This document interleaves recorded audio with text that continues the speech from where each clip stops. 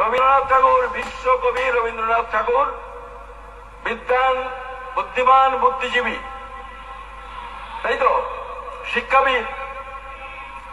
1912 সালে গড়ের মাঠে একটা বড় মিটিং হলো, এরকম মিটিং না, গড়ের মাঠে বিশাল মিটিং।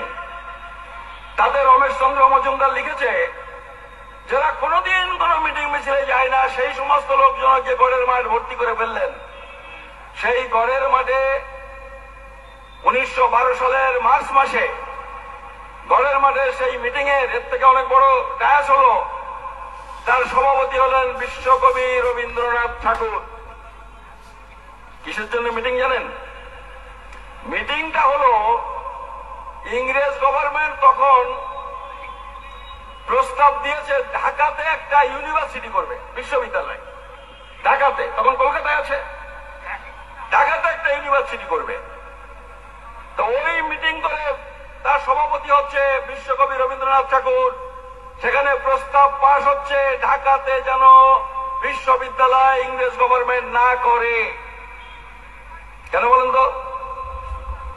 ঢাকার চারিপাশ দিয়ে বেশিরভাগ মুসলমানের বাস তো পূর্ববঙ্গে, সেখানে বিশ্ববিদ্যালয় হলে মুসলমানরা লেখাপড়া শিখবে।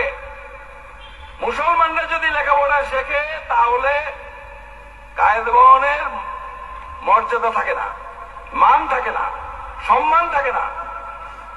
মুসলমানের ছেলে ডাক্তার, নমর ছেলে ডাক্তার, আবার বামুনের ছেলেও ডাক্তার, বামুনের জাতমান থাকে? বামুনের জাতমান থাকে না। তাই রবীন্দ্রনাথ ঠাকুরের মতো লোক, আমি নামটা বলছি এই কারণে তিনি আমাদের সবার শ্রদ্ধেয়, অন্য কারণে শ্রদ্ধেয়, কিন্তু এই বিষয়টা যখন আমরা আলোচনা করি তখন সত্যিকারের ভেতরের যে জিনিসটা সেটা অনেকটাই কি বোঝা যায়, তাই না? কতবার ডেপুটেশন দিয়েছিল ইংরেজ গভর্নমেন্টকে জানেন? আমাদের এখানকার বাবুরা।